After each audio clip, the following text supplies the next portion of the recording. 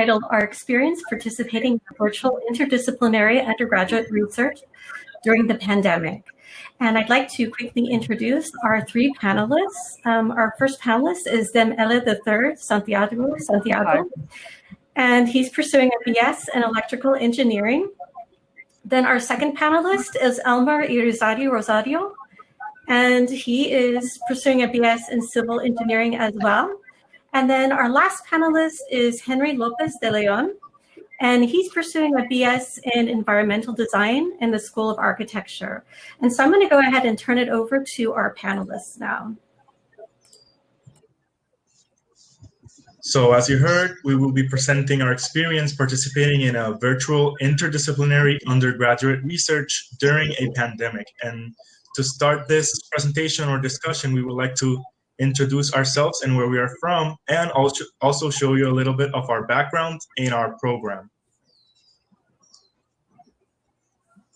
So to start, I am Elmer Irizarry. I'm from the University of Puerto Rico at Mayagüez, as mentioned, from the Department of Civil Engineering. Hi, my name is Dem Ele III, Santiago. I'm initially from UPR Ponce, but I then transferred to UPRM, and I'm pursuing electrical engineering. Hello, my name is Henry Lopez, and I'm from the School of Architecture and UPR Puerto Rico, Recinto de Rio Piedra. So the important part about us presenting where we are from is to show how, using the Rise Up program, we can all work on the same project, even if we are in different sides of the island, as it's seen in the presentation. We have very good collaborative work between each of the campus. And we also take our classes, even when we were, before the pandemic, we took our classes in virtual classrooms, the three campus at the same time. So what is Rise Up? Rise Up is the Resilient Infrastructure and Sustainable Education Undergraduate Program.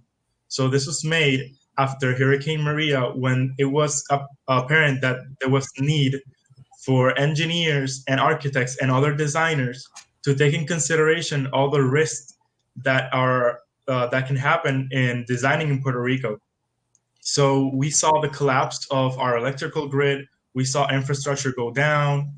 We saw a lot of things that could have been prevented. And also we saw a wave of earthquakes after that. So it really showed us that there needs to be some kind of program that teaches students to learn about resilient infrastructure and sustainable infrastructure for the future.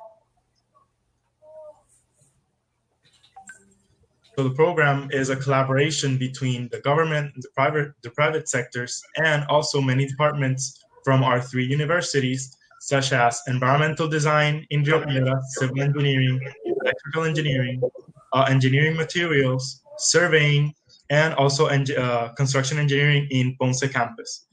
So what we want to show you is that part of the program is 4 courses and also an internship.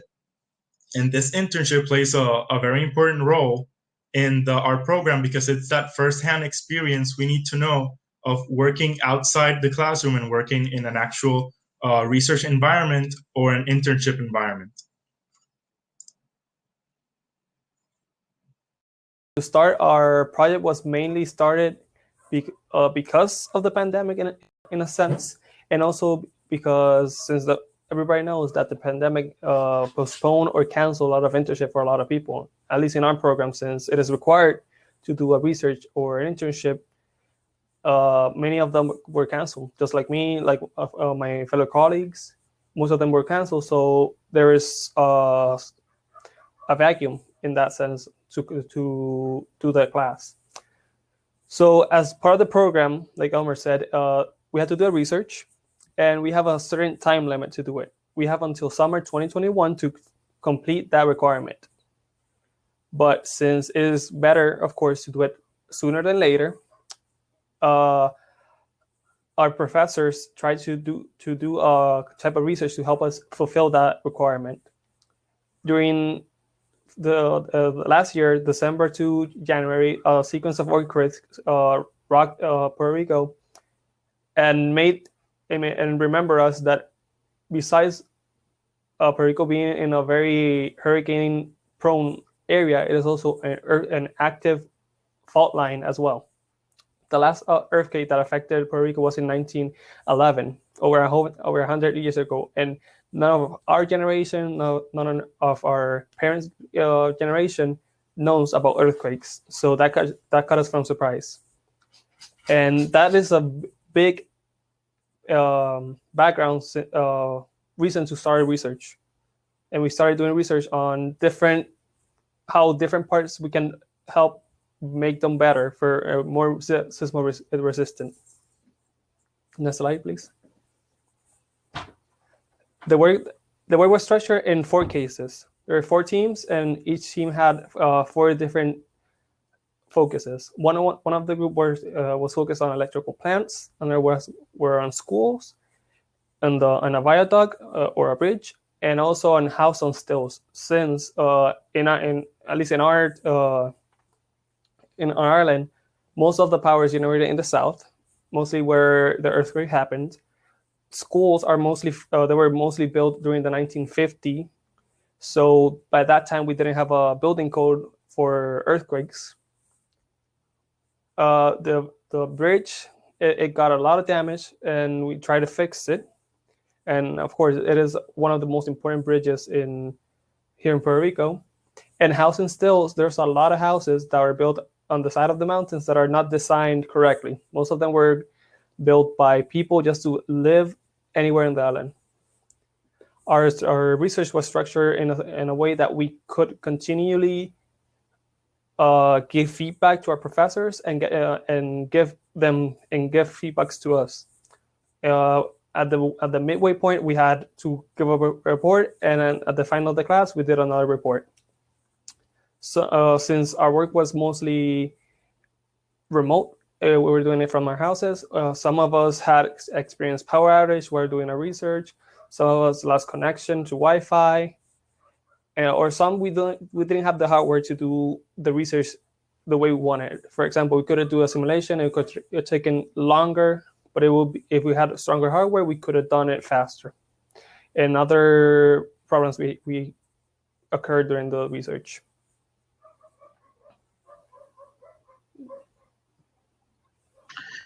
In base of our experiences in each group, we would try to coordinate meetings, 3 to 4 meetings a week, especially with our mentors that were assigned to each group.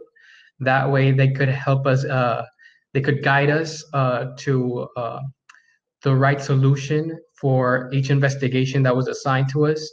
And some of the programs that we would use to communicate were such as WhatsApp or Google Meets, as well as some of the programs that we used to continue with our investigations were specifically chosen to help us, such as eTabs, AutoCAD, Revit, SketchUp, Seismisoft. And as you can see on the bottom left panel, we had a meeting in Google Meets using the program Revit, and on the top right using the program eTabs. And when it came to the group dynamic, we would try to divide ourselves with each program based on our backgrounds. Such as me, being an architect student, I would use programs such as SketchUp and Revit, as well as AutoCAD.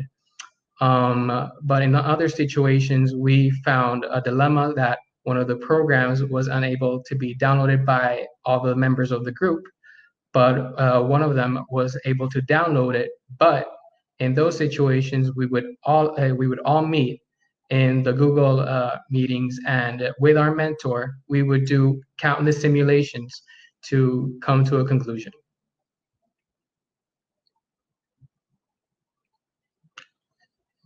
In the case of our investigation, based on a school on the south side of the island, we did an investigation about earthquakes and seismic activity on the south side, and we determined how many earthquakes occurred between the year 2019 to the year 2020, on July being the latest information. And on the left side, you could see some of the damages that were caused on the aftermath of the seismic activities, showing on the middle panels, show the island and the earthquake activities on the south side. And on the right, it would be the school that was assigned to us to investigate and their structure design that was completely faulty.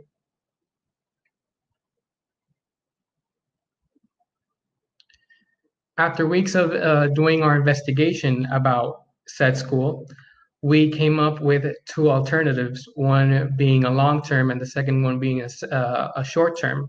And the reason we came up with these two alternatives is because we had in mind the construction time for each one. The first alternative being the long-term construction plan, we had in mind the case of the coronavirus situation, that we thought that if we proposed this plan to be built by January 2021, students will be able to go back to school by that time. And we also thought that if the coronavirus outbreak would have been something of a smaller gap in time, we had the second alternative, building this structure by August of 2020, allowing students to return to school in a new structure built for the school.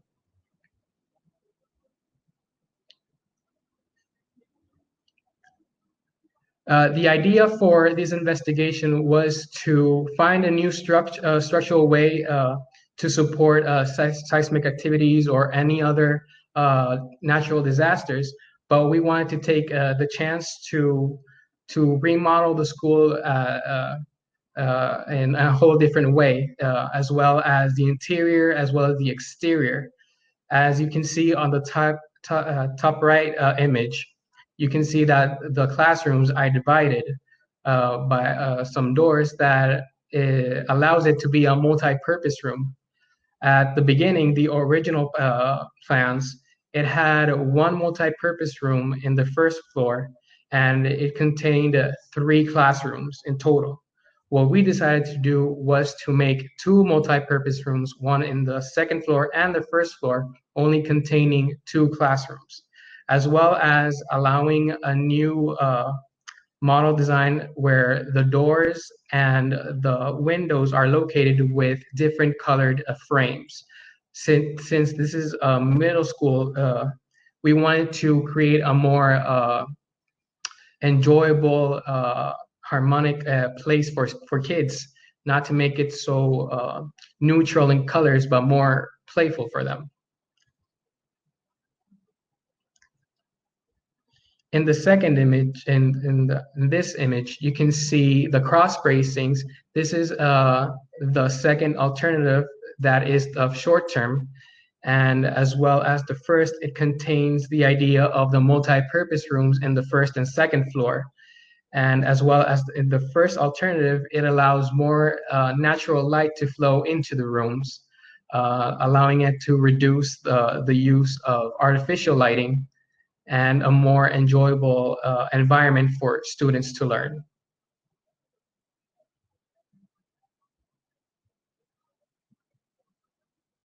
In this program, we have had multiple research at the same time. So this is another example of how the pandemic changed the overview of how to do a research project. I started this investigation with my partner, Laura, way before coronavirus. So we had the chance to present our poster in the ASCE Southeast Conference, where we won Best Overall Student Poster. But then we also got a chance to publish in the LASE 2020 virtual conference, which was in the Conference of the Americas in Argentina. But just after we had that opportunity, the outbreak of coronavirus hit, and then everything went virtual. So we had to get used to now, instead of working in person with each other, we have to coordinate meetings with our professors, and we have to coordinate meetings with each other. Also, the conference in Argentina was completely virtual. So we had to find a way to deal with the time differences and to deal with new software that we weren't used to using before, but we successfully published our paper in that conference. and also presented in that conference as well. So this is an example. This is our poster that we presented in Argentina and in the ASCE conference. So the project was also about earthquakes, but from another point of view, it was more focused on engineering education. So we did our experience in working in the building inspections after the earthquakes. So after the earthquakes, since some of the classrooms and some of the buildings of our university were damaged, they had to do a committee to assess all the damages and see how the repairs were going to be made. So as part of the Rise Up program, I could participate in that program, and we took our findings and put it in an interactive map, and we presented that to the conferences.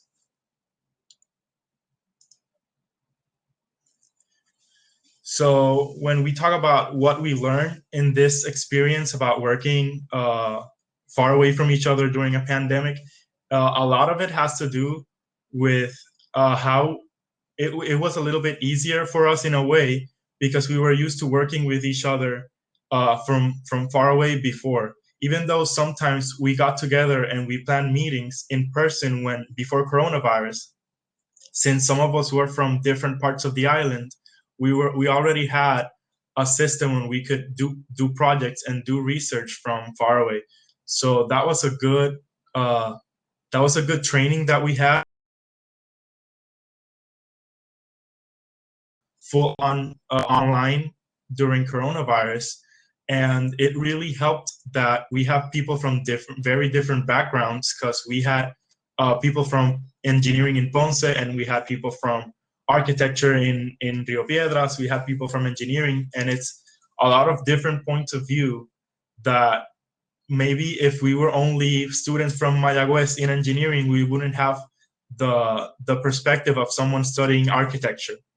So that really opened up how we managed to do the research in summer, and how we were able to come up with solutions and creative ideas for the problems that we were facing. I also wanted to add, and what my colleague said, that since we were doing research remotely from the start, for example, doing the research during the first class of the program, we did a type of case study, just a theoretical research in a way, where we were given one theme and every group gave a little twist on it. In our case, since it was after Hurricane Maria, how Elon Musk helped the island of Vieques, which is one of the two municipalities that Puerto Rico has that is outside of the mainland of Puerto Rico. And every group did some research, and everybody did a little twist to it. So everybody from different point of view searched the same theme, but different points of view. So everybody gave their feedback on it. Also, the program is also changing in the second group, the second generation of this group. They're doing research on a case study on schools, just like Henry and I did in the school. But this time it's more of a case study for the next generation. So it's always changing, and it's not still. Also, from my perspective as an electrical engineer, I don't know nothing about structures. I don't know nothing about design. So it gave me a big insight on each field, because even though we can be in the same university, each program is different. How you interact with people is different. And to add even more on the research of the school, we didn't just thought about the structure itself. We thought about security, about safety for the children, about how it would look for the students, like Henry said, because it was a very old school, didn't have enough colors or didn't have enough light. So we thought a lot into the actual research. So it wasn't just one thing. We focused on a lot of things as much as we could, because even though it might not get implemented, it's still a good baseline for example, future engineers, or maybe even the government to implement a plan like that. So it was a great experience from my part, honestly, and especially since I don't know nothing about structures in that way.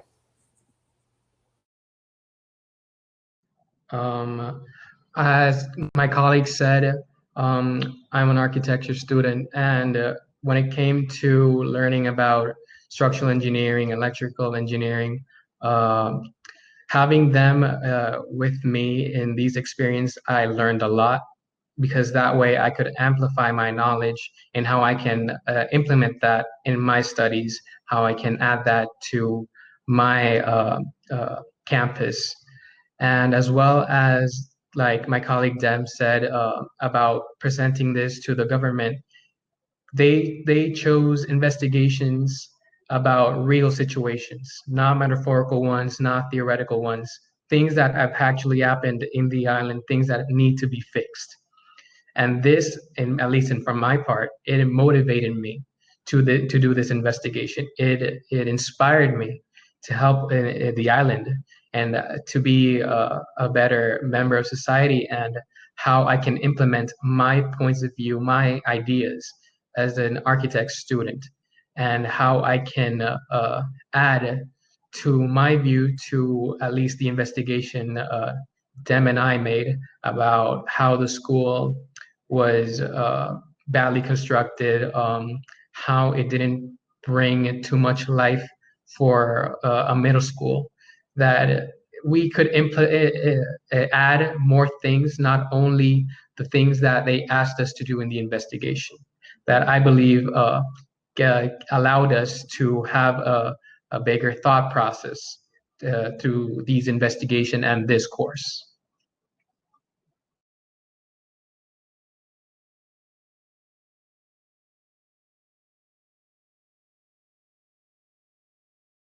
We would like to thank you all for listening to our presentation. And here's a little bit of information about all three of us. And also we would like to thank the NSF for funding our Rise Up project, and in a way funding our summer research. And we would also like to thank our professors that gave us this opportunity, Carla Lopez, Humberto Caballín. They are both in the audience today. So we would like to give them a big thank you, and also the professors that worked with each group on our investigation.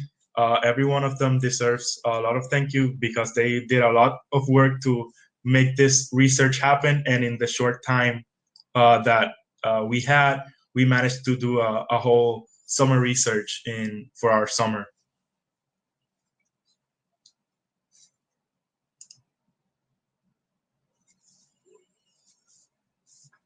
So now we could begin the Q&A. Thanks, everyone. So, yep, great presentation. We'll take questions from the audience now. So if you have any questions for the speakers, you can go ahead and type them into the Q&A, and I will read them out loud. If you have a question for a specific speaker, go ahead and address it to them specifically, or you can ask an open-ended question for the entire Yeah, you can ask speaker. anything from us or from the program or what we did in the summer in more detail.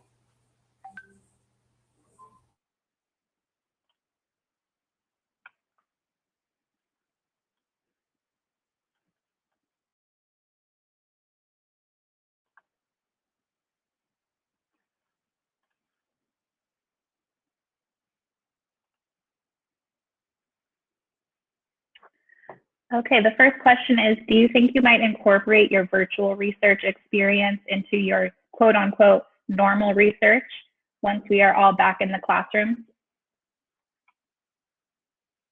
So what I think the question is about, if we can continue what we have been doing in our research virtually, if we can continue it once everything goes back to normal in our regular undergraduate research.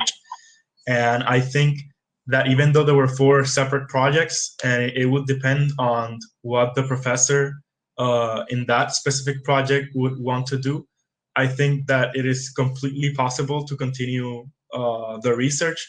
it will also be even more beneficial to have the people being present in the research, not just online. But it's just because of to have better access to computers and have better access to places to meet. But I think that there is an actual chance that once everything is going back to normal, we can continue to review some of the research projects that we did in summer. I also wanted to add that, as my colleague said, that it could greatly be expanded on, since we couldn't go to the location and everything. I think it will be way better because now we know how is the building constructed and get more information more than we could. For example, in the school the school project, one of the four, we got the benefit that we could get the designs, the structural designs, and we could get more information from it. But maybe the other groups couldn't get that type of information that we did. So if you could go to the place and get to know it better, know how it's built, then it could greatly be expanded on.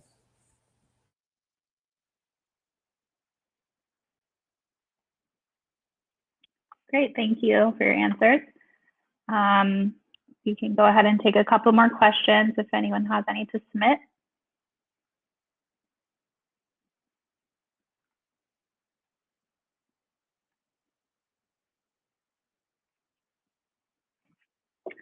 Okay, the next question is, did you develop any research we wouldn't have developed outside of remote learning? So I think that one of the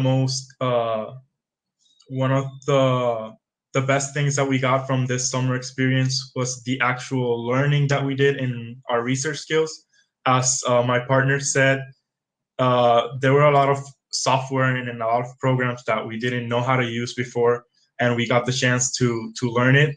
Even if it was virtually, we had the chance to learn new software. We also, I'm from structural engineering and I'm from civil engineering, so that area was really, I know a lot about that area, but there was a lot of people that weren't actually from structural engineering who learned a lot from that area.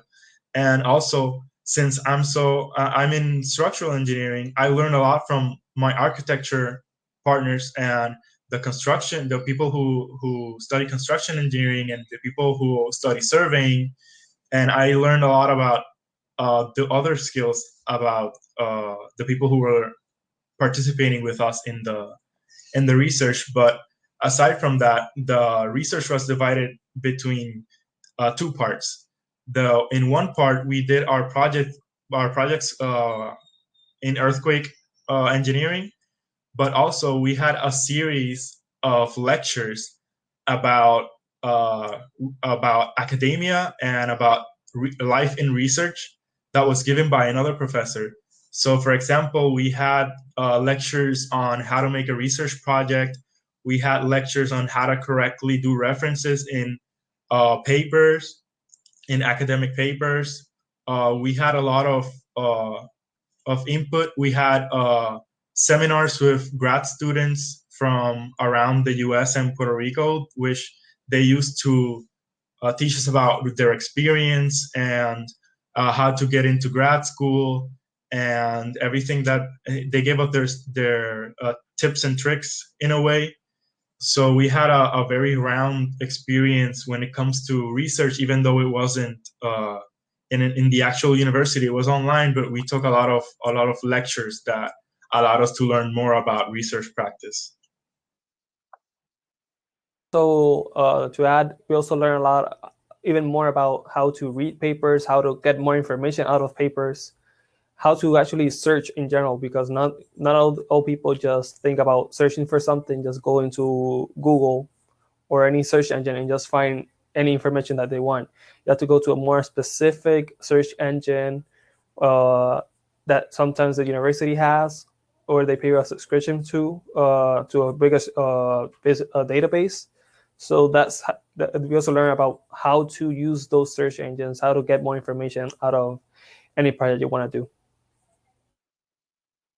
in my case, just like my colleague Elmer was mentioning, he talked about the programs that each of us used. And in my case, being an architect student, we had a program that was based on how effective structural building is in the case of earthquake.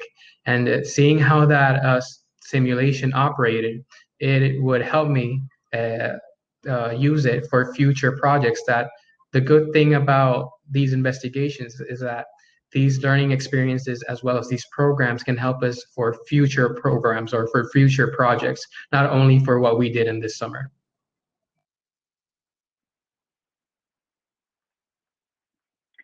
Okay, thank you so much. The next question is, based on your experience, what recommendations would you give to faculty members at other institutions / disciplines hoping to involve their students in remote research projects? So first of all, I would like to encourage anyone who wants to do research, even though it will be virtual, is just because it's a very good experience if you're a student, and especially in any field that you are, it's a good way to get your hands dirty and to actually do work, not just class. So as a perspective of a student, it really opened my eyes to seeing everything that we can do outside of classwork. And if I were to give some advice other than actually going for it, it will be to try to have for example, a structured group. So like every once in a while we have a meeting in this program and everyone has the same software so that everyone can have their opinions heard. And most people don't leave everything to the last minute. Maybe if you have periodic meetings, it would help with that. And also, it's really, I think it's something that is really good from being online is that some of the professors are more available than if they were in the regular semester. So I think that in my case with my summer research, it was really good that I could meet with my professor if I could give her like, can we meet on in Wednesday? And she'll be like, okay, so Wednesday I can do this time, so we can set it up really quickly. It doesn't have to be waiting until class is over and people have their exams and everything. And so with a good schedule for meetings and good communication with professors, I think it's a really good idea. I also wanted to expand on that, on communications with the professors. At least in my case, and Henry's case, at least the professor was from his campus. I was from the other, from Mayagüez, so we were quite apart in distance, but we had a good communication. We also talk through. It can be from WhatsApp, it can be from just emails, but it is always important to keep a good communication with your professor and also get that type of feedback, because in our case, the professor always wanted to see how we were doing. We always presented our share screens, for example, in SketchUp, Revit, or eTabs, how the progress is going. Also gave us recommendations and how we could get even better. So I think most important is that you keep that communication with the students and professors. Try to always engage in any way or form. That would be great. And always try to stay motivated, because if you really want to do an investigation, you can find ways to do it. That don't allow yourself to think that you are have limits, that you can't do anything outside of your house, when that's not completely true. Like Dem said, we were able to find ways to communicate with one another, or like Elmer said, that we found a structure, a base for us to have our meetings, for us to do our investigations, and that we can't just focus on the traditional ways of doing investigations, of going to certain buildings to have our meetings over there, when there's many ways to do it. We just have to find them and keep ourselves motivated to do said investigations. Okay, thank you. We don't have any more questions at the moment in the Q&A. So audience, if you have any other burning questions, feel free to drop them in. Otherwise, we'll go ahead and wrap it up, but I'll give you guys a few more seconds.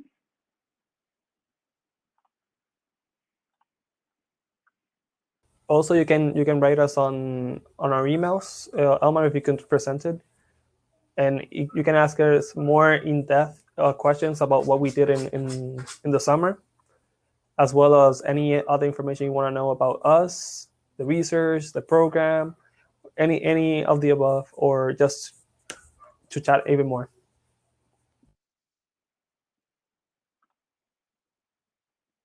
Perfect. I think we'll go ahead and wrap it up. So thank you three so much for a very interesting panel. And we will have a short break, and in about 20